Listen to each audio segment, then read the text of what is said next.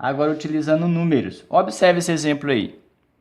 Quantos números de 3 algarismos distintos podemos formar com os algarismos 1, 3, 5, 7 e 9?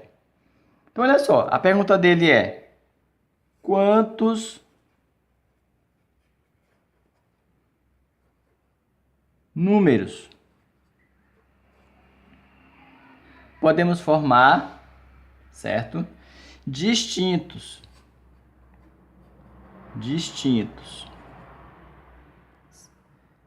Esse tem que ser de 3 algarismos. 3 algarismos. Utilizando os algarismos 1, 3, 5, 7 e 9. Perceba aqui 4 informações importantes. 4 informações. Quantos números? Primeiramente, devemos entender o que é distinto, o que é diferente, que não é igual, que não pode se repetir. 3 algarismos. 3 algarismos. Então, olha só, qual é a diferença de números para algarismo? Quantos números existem na matemática? Números são infinitos.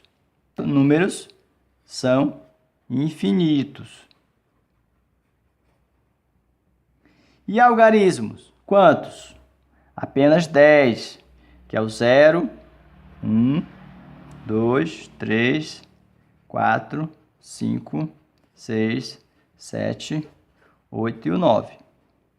Os algarismos, eles são, na verdade, o alfabeto da matemática. Assim como no português, nós temos as letras que formam as palavras, aqui nós temos os algarismos que formam os números.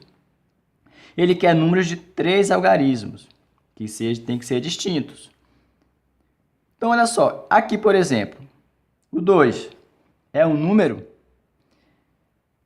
É um número? É um número de um algarismo. Se eu acrescentar aqui outro algarismo, quantos números eu tenho aqui? Eu tenho um número formado por 2 algarismos. Se eu colocar mais aqui o 5, eu vou ter um número, que é o número 235, formado por 3 algarismos distintos. Então, é exatamente isso que ele quer. Quantos números distintos de 3 algarismos? Utilizando apenas os ímpares. Então, aqui eu vou fazer 3 risquinhos.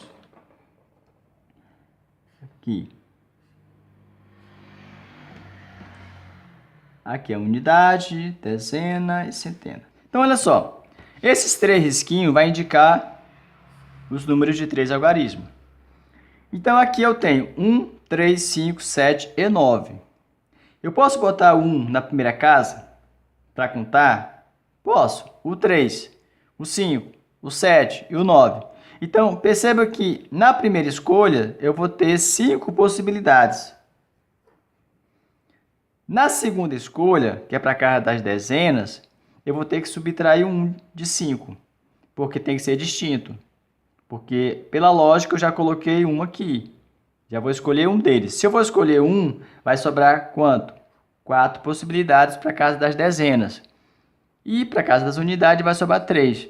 Multiplicando, vai dar 60.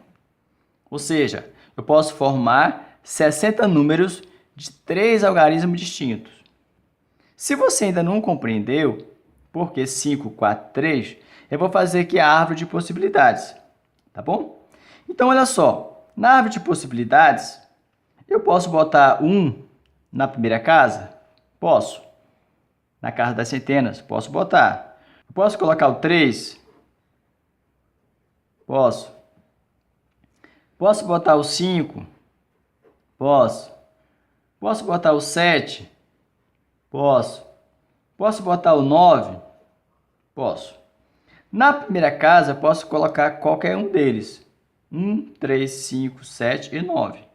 Então, eu tenho 1, 2, 3, 4, 5 possibilidades. Então, esse 5 representa o número de possibilidades que você pode escolher para a casa das centenas. Agora, vamos aqui partir, vou pegar aqui o 3 como exemplo. Como é distintos, o que vai acontecer agora? Se são 5 algarismos, aqui 1, 2, 3, 4, 5, eu vou ter que retirar um desses aqui. Então, só vai me sobrar 4 possibilidades. Aí eu pergunto, eu posso botar 1 na primeira casa? Aliás, na casa das dezenas, que é aqui? Posso. Posso botar o 3? Não, o 3 eu não posso, porque o 3 já está aqui, ó. Então, o 3 não pode entrar, porque eu não posso repetir ele. Mas eu posso botar o 5? Posso. Posso botar o 7? Posso. Posso botar o 9? Posso. Então, perceba que se eu escolher o 3 para a primeira casa, eu não posso repetir eles aqui. A mesma coisa acontece com o 7. Estou dando exemplo aqui curto, né? Porque para o vídeo não ficar muito longo. Mas se eu, por exemplo, aqui, ó, se eu escolhesse o 7 para a primeira casa, eu poderia colocar 1, poderia colocar o 3, aqui pode entrar o 3, porque aqui é 7. Aqui tem que ser o 5 e aqui tem que ser o 9. Então, vai depender do número que eu escolher aqui. Então, 1, 2, 3, 4 e 5 é o número de possibilidades que eu vou escolher. Então, aqui eu tenho 4. 1, 2, 3, 4. Confere com 4? 1, 2, 3, 4, 4. Se eu fosse fazer com 1, ia ter 4 também aqui. Se eu fosse fazer com 5, ia ter mais 4 possibilidades. Se eu fosse escolher o 9, sobraria mais 4. Na próxima, que é a casa das unidades, vou aqui pegar o 1, por exemplo. Então, se eu escolher o 3 e o 1, o que vai acontecer aqui? Eu não posso botar o 3 e o 1. O que vai sobrar aqui para eu colocar? Vai sobrar 3 possibilidades.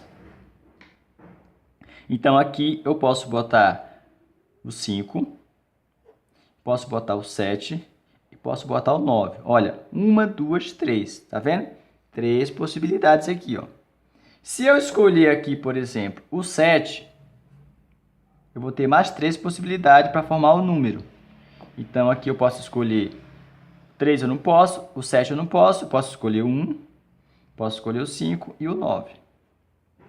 Se eu escolher aqui o 3, nesse caso aqui, eu vou ter mais 3 possibilidades.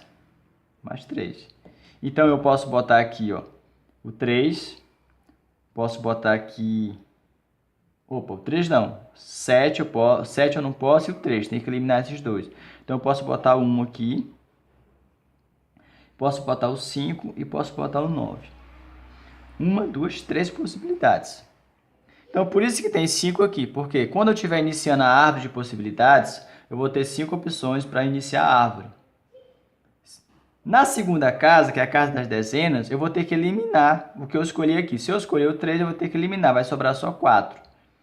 E aqui na casa das unidades, eu vou ter que eliminar da casa das centenas, um número, um algarismo e um algarismo da casa da dezena, que vai sobrar 3. Por isso vai ficar 5 vezes 4 vezes 3, que vai dar 60.